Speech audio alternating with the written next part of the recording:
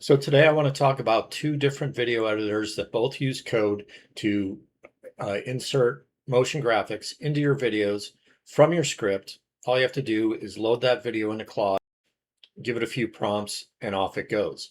This makes my video editing happen 10 times faster and 1,000 times cheaper.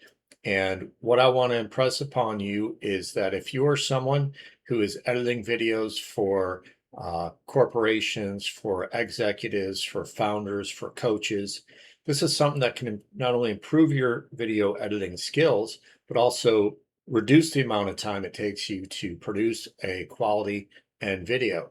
So what this can do from you is take you as a one person team, and instead of being able to edit 3 or 4 videos per week, you can now do 10, 20, 30, 50 videos in a week and still charge the same rates because the quality will be just as good.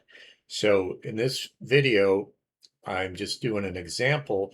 This is what it looks like with Hyperframes when you use it to edit your videos. And this video is meant to be a sample of that.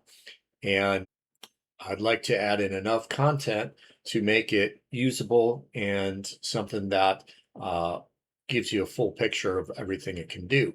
So it can add graphs.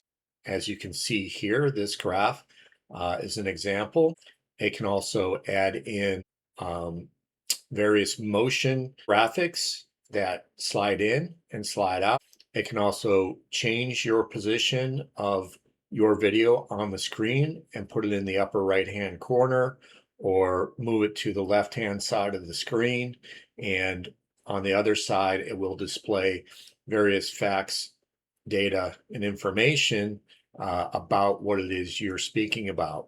So hopefully this is a great example of the powers of hyperframes and shows you clearly how this can edit videos for you.